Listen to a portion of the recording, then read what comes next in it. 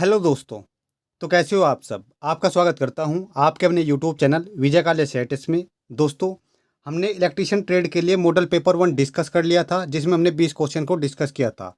आज हम model paper जो 2 है इसको डिस्कस करेंगे, और ये आपके एग्ज़ाम की दृष्टि से बेहद ही इंपॉर्टेंट क्वेश्चन है।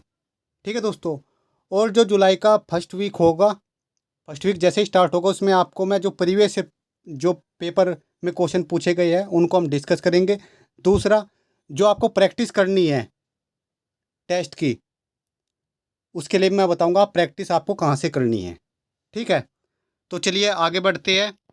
देखिए, जिन स्टूडेंट ने अभी तक टेलीग्राम चैनल को ज्वाइन नहीं किया है, वो टेलीग्राम चैनल को ज्वाइन कर लो, क्योंकि जो निमी की तरफ से कोई पीडीएफ या कोई नोटिस आता है डीजीटी की तरफ से, वो सब आपको मिलता है टेलीग्राम चैनल पे। जो ये मैं आपको पढ़ा रहा हूँ, ये क्वेश्चन करा रहा हूँ, इसकी पीडीएफ भी आपको टेलीग्राम चैनल पे मिलेगी। आपको सिंपली करना क्या है, टेलीग्राम ऐप पर जाकर सर्च करना है @वे टू राइट। आपके सामने चैनल का नाम आ जाएगा विजय काले सेटिस, उसको ज्वाइन कर लेना है। ठीक है, इलेक्ट्रीशियन ट्रेड वाले को @सेटिस इलेक्ट्रीशियन सर्च करना है, और ये टेलीग्राम चैनल हर हाल में ज्वाइन कर लेना है। ठीक है दोस्तों, इसको ज्वाइन करने का बेनिफिट आपको ये होगा, जब आपका एनएसटीआई या आईटीओटी में एडमिशन हो जाएगा, उसके बाद फाइनल एग्ज़ाम की तैयारी आपकी कराई जाएगी। ठीक है, बाकी जो स्टूडेंट इस चैनल पे नहीं है वो चैनल को सब्सक्राइब कर ले, क्योंकि यहाँ पर आपको सेटेस के रिगार्डिंग सारी जानकारी टाइम टू टाइम मिलती रहती है। तो चलिए दोस्तों, क्वेश्चन की तरफ बढ़ते हैं। तो देखिए दोस्तों, हमने क्वेश्चन जो 20 है वो डिस्कस कर लिए थे। आज हम 21 से स्टार्ट कर रहे हैं। ये कह रहा है ए ट्रांसफॉर्मर डैश, यानी एक ट्रांसफॉर्मर क्या करता है। तो ट्रांसफॉर्मर का कार्य क्या होता है, वो वोल्टेज को, एसी वोल्टेज को स्टेप अप और स्टेप डाउन करता है, यानी जो वोल्टेज है उसको घटाता और बढ़ाता है। ठीक है, तो ऑप्शन 4 हो जाएगा। भाई, ट्रांसफर का कार्य क्या है, यही तो है। ठीक है, स्टेप अप और स्टेप डाउन, एसी वोल्टेज, यानी एसी वोल्टेज को बढ़ाता है या घटाता है, यही काम होता है ट्रांसफॉर्मर का। 22वां क्वेश्चन देखिए, ये कह रहा है tap changer is generally provide in dash. Tap changer आमतौर पर डैश में लगाया जाता है। देखिए, जो टैप चेंजर होता है इसका प्रयोग हम पावर ट्रांसफॉर्मर में करते हैं। ऑप्शन ए हो जाएगा। ठीक है दोस्तों, तो नेक्स्ट क्वेश्चन की तरफ चलते हैं। क्वेश्चन नंबर 23, इसको ध्यान से देखिए। ये कह रहा है विच of the following is the type of transformer used in arc welding, यानी निम्नलिखित में से कौन से प्रकार का ट्रांसफॉर्मर आर्क वेल्डिंग में प्रयोग किया जाता है।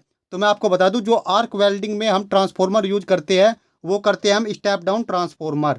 ऑप्शन ए हो जाएगा 23 का। नेक्स्ट क्वेश्चन की तरफ चलते हैं। क्वेश्चन नंबर 24, इसको देखिए। ये कह रहा है ए मल्टीमीटर मेजर्स, यानी एक मल्टीमीटर डैश को मापता है, यानी मल्टीमीटर द्वारा हम किस किस को माप सकते हैं। तो आपको पता होगा, जो मल्टीमीटर होता है उसके द्वारा हम किसको, करंट, वोल्टेज और रेजिस्टेंस, यानी धारा, वोल्टेज और प्रतिरोध को मापते हैं। ठीक है, मल्टीमीटर द्वारा। नेक्स्ट क्वेश्चन की तरफ चलते हैं। क्वेश्चन नंबर 25, इसको देखिए। ये कह रहा है the earth resistance can be measured by, यानी अर्थ रेजिस्टेंस को डैश द्वारा मापा जाता है। जो अर्थ रेजिस्टेंस होता है उसको मापने के लिए हम अर्थ टेस्टर का प्रयोग करते हैं। तो देखिए, यहाँ पर आपका ऑप्शन 4 हो जाएगा। इसको देखिए, by fall of potential method and using an earth tester, यानी फॉल ऑफ पोटेंशियल विधि और अर्थ टेस्टर से हम अर्थ रेजिस्टेंस मापते हैं। ठीक है, ऑप्शन 4 हो गया इसका। नेक्स्ट क्वेश्चन की तरफ चलते हैं। क्वेश्चन नंबर 26, इसको देखिए। ये कह रहा है the scale of PMMC type instrument is, यानी जो पीएमएमसी प्रकार के उपकरणों का स्केल डैश होता है। पीएमएमसी का मतलब क्या होता है, परमानेंट मैग्नेट मूविंग कोयल। इसकी फुल फॉर्म क्या होती है, परमानेंट मैग्नेट मूविंग कोयल। और जो इसका स्केल होता है वो यूनिफॉर्म होता है। इसको ध्यान रखना भाई, इंपॉर्टेंट क्वेश्चन है ये। ऑप्शन ए हो जाएगा इसका। नेक्स्ट क्वेश्चन की तरफ चलते हैं। क्वेश्चन नंबर 27, इसको देखिए। ये कह रहा है विच of the following is a part of transformer, निम्नलिखित में से कौन ट्रांसफॉर्मर का भाग है। तो देखिए, ट्रांसफॉर्मर का भाग पूछा है इसने, तो ट्रांसफॉर्मर का जो भाग होता है वो होता है हमारा बुशिंग। ठीक है, ऑप्शन ए हो जाएगा इसका। नेक्स्ट क्वेश्चन की तरफ चलते हैं। क्वेश्चन नंबर 28 की तरफ, इसको देखिए।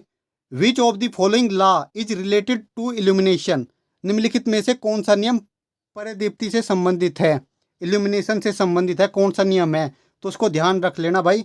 जो लैम्बर्ट कोसाइन लॉ होता है वो किससे संबंधित है, वो परिदीप्ति यानी इल्यूमिनेशन से संबंधित है। Lambert cosine law, Lambert cosine नियम। ये होगा ऑप्शन 3 आपका। क्वेश्चन नंबर 29 की बात कर लेते हैं। ये कह रहा है विच of the following is a gas discharge lamp. ठीक है, तो ये कह रहा है निम्नलिखित में से कौन सा गैस डिस्चार्ज लैम्प है। तो देखिए दोस्तों, गैस डिस्चार्ज लैंप की बात की है इसने, तो आपका जो गैस डिस्चार्ज लैंप होता है वो कौन होता है, सोडियम वेपर लैंप होता है, वो गैस डिस्चार्ज लैंप होता है। ऑप्शन ए हो जाएगा इसका। क्वेश्चन नंबर 30 की बात कर लेते हैं। ये कह रहा है एक क्रिस्टल डायोड हैज, एक क्रिस्टल डायोड में डैश होता है।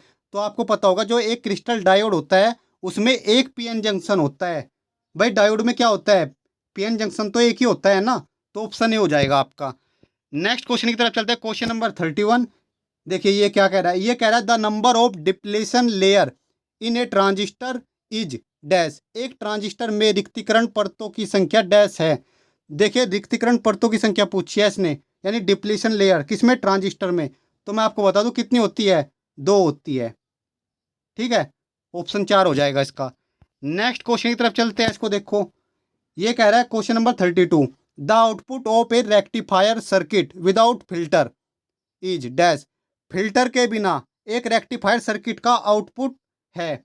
देखिए रेक्टिफायर का काम क्या होता है, एसी को डीसी में कन्वर्ट करना, और ये इसने बोला है विदाउट फिल्टर, यानी फिल्टर के बिना रेक्टिफायर सर्किट में आउटपुट कैसा आएगा, जो फिल्टर के बिना आउटपुट आएगा वो पल्सेटिंग डीसी आएगा, प्योर डीसी नहीं आएगा, पल्सेटिंग डीसी आएगा, इसको ध्यान रखना। नेक्स्ट क्वेश्चन की तरफ चलते हैं। क्वेश्चन नंबर 33, इसको देखिए। ये कह रहा है depending on the structure of rotor which of the following type 3 phase induction motor can be possible. Rotor की संरचना के आधार पर निम्नलिखित में से किस प्रकार की 3 फेज प्रेरण मोटर संभव हो सकती है। देखिए रोटर की संरचना के आधार पर पूछा इसने, 3 फेज प्रेरण मोटर संभव हो सकती है। तो बोथ, यानी जो स्क्वायर केज इंडक्शन मोटर होती है और स्लिप रिंग इंडक्शन मोटर होती है वो दोनों हो जाएगी। ठीक है, रोटर की संरचना के आधार पर। तो ऑप्शन 3 हो जाएगा आपका। रोटर की संरचना के आधार पर जो 3 फेज इंडक्शन मोटर होती है वो क्या होती है, स्क्वायर केज इंडक्शन मोटर और दूसरी slip ring induction motor. Next question की तरफ चलते हैं। Question number 34। ये कह रहा है विच of the following statement is true about the stator of the 3 phase induction motor. निम्नलिखित में से कौन सा कथन 3 फेज प्रेरण मोटर के स्टेटर के बारे में सत्य है। ठीक है, किसके बारे में, 3 फेज मोटर के स्टेटर के बारे में सत्य है। तो मैं आपको बता दूं जो वाइंडिंग होती है, winding are installed in slot, यानी स्लोट में वाइंडिंग का स्थापन। तो ऑप्शन 4 हो जाएगा आपका। ठीक है, 3 फेज मोटर के स्टेटर के बारे में इसने सत्य पूछा कि इनमें से कौन सा स्टेटमेंट सही है। तो windings are installed in slots. ठीक है, स्लोट में वाइंडिंग का स्थापन। नेक्स्ट क्वेश्चन की तरफ चलते हैं। क्वेश्चन नंबर 35, इसको देखो। ये कह रहा है what is the difference between synchronous speed of the motor and the actual speed of the rotor. Motor की तुल्यकालिक गति तथा रोटर की वास्तविक गति का क्या अंतर होता है। देखिए जो मोटर होता है उसकी तुल्यकालिक गति और रोटर की जो वास्तविक गति होती है उसके अंतर को हम स्लिप स्पीड बोलते हैं। ठीक है, नेक्स्ट क्वेश्चन की तरफ चलते हैं। तो देखिए दोस्तों क्वेश्चन नंबर 36। ये कह रहा है what is the full form of DOL starter, यानी ड्यूअल स्टार्टर का पूर्ण रूप क्या है। फुल फॉर्म पूछे इसने DOL स्टार्टर की, तो आपको पता होगा जो DOL है इसकी फुल फॉर्म होती है direct online starter. Option A हो जाएगा आपका। ठीक है, नेक्स्ट क्वेश्चन की तरफ चलते हैं। Question number 37। तो 37 क्या कह रहा है, ये कह रहा है which one of the following relay is connected in DOL starter. DOL starter में निम्नलिखित में से कौन सी रिले जुड़ा हुआ है DOL स्टार्टर में। तो आपको पता होना चाहिए जो थर्मल ओवरलोड रिले होती है वो DOL स्टार्टर से जुड़ा हुआ होता है। ठीक है, ऑप्शन 3 हो गया इसका। क्वेश्चन नंबर 38 को देखिए। ये क्या कह रहा है, ये कह रहा है for ceiling fan generally the single phase motor used is dash. Ceiling fan में सामान्य डैश की एकल फेज प्रेरण मोटर का उपयोग किया जाता है। तो सीलिंग फैन में इसने एकल फेज प्रेरण मोटर का उपयोग किया जाता है। तो ध्यान रखना permanent capacitor type, option A हो जाएगा 38 का। ठीक है, परमानेंट कैपेसिटर प्रकार। क्वेश्चन नंबर 39 की बात कर लेते हैं, इसको देखो ध्यान से। ठीक है, क्वेश्चन नंबर 39 कह रहा है the alternator is based on which of the following principle. Alternator निम्नलिखित में से किस सिद्धांत पर आधारित है। ठीक है, तो इसने पूछा अल्टरनेटर, तो अल्टरनेटर का आपको पता होगा किसके सिद्धांत पर आधारित है। यह है on the law, Faraday law of electromagnetic induction, यानी फैराडे के विद्युत चुंबकीय प्रेरण सिद्धांत पर आधारित है ये। ठीक है, क्या जो अल्टरनेटर है किस पर, जो फैराडे लॉ है इलेक्ट्रोमैग्नेटिक इंडक्शन यानी फैराडे के विद्युत चुंबकीय प्रेरण सिद्धांत पर आधारित है। ठीक है, नेक्स्ट क्वेश्चन की तरफ चलते हैं। क्वेश्चन नंबर 40 को, इसको ध्यान से देखिए। ये कह रहा है which one of the following is a type of alternator, यानी निम्नलिखित में से कौन सा एक प्रकार का अल्टरनेटर है। तो मैं आपको बता दूं जो इसमें अल्टरनेटर है वो कौन है, रोटेटिंग आर्मेचर टाइप।